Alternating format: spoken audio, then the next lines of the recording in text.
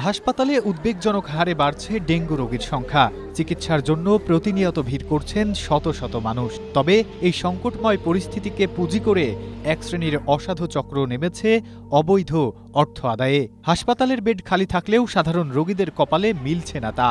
অভিযোগ রয়েছে, দালাল ও প্রভাবশালী সিন্ডিকেটকে টাকা দিলেই রাতারাতি মিলছে কাঙ্ক্ষিত বেড, আর টাকা না দিতে পারলে মেঝে কিংবা বারান্দায় ঠাঁই হচ্ছে মুমূর্ষ রোগীদের।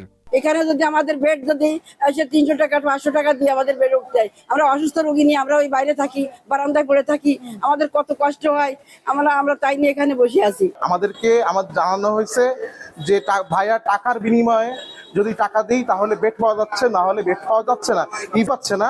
টাকার বিনিময়ে যদি তার কাছে বলা হয়েছে টাকা দেন আমি বেড দিচ্ছি। গোলসেন্স গ্রুপ আপনাকে দিচ্ছে 5 স্টার হোটেল ওনারশিপের সুযোগ। বিস্তারিত জানতে স্ক্রিনে দেওয়া হোয়াটসঅ্যাপ নাম্বারে এখনই কল করুন।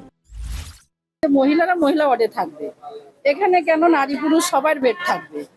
সে ভিজিটার ঠিক আছে, তারা এসে তো দেখে চলে যায়, কিন্তু রাতে শোয়ার পরিবেশটাও তো এখানে নাই। শুধু বেড কেনা বেচায় নয়, অভিযোগের তীর উঠেছে হাসপাতাল কর্তৃপক্ষের চরম অব্যবস্থাপনার দিকেও।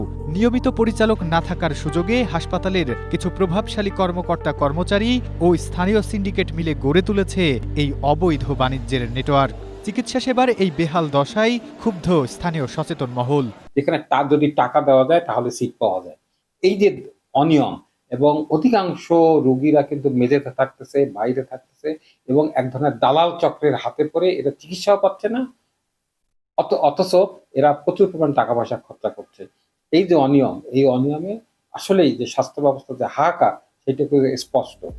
খুলনা মেডিকেল কলেজ হাসপাতালের বেড বাণিজ্যের এমন গুরুতর অভিযোগের বিষয়ে কয়েক দফা যোগাযোগ করা হলেও ক্যামেরার সামনে কথা বলতে রাজি হননি হাসপাতালের তত্ত্বাবধায়ক ডাক্তার মোহাম্মদ আক্তারুজ্জামান। তবে বিষয়টি খতিয়ে দেখে ব্যবস্থা নেওয়ার আশ্বাস দিয়েছে স্বাস্থ্য অধিদপ্তর। আমরা তো নিবেদিত দেশের জন্য, আমরা এটা আশ্রয় দেবো কেন?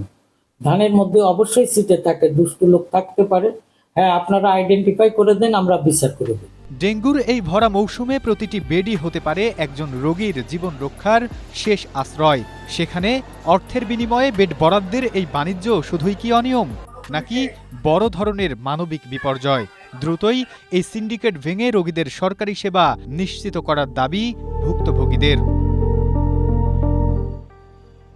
Desk report, Asia post.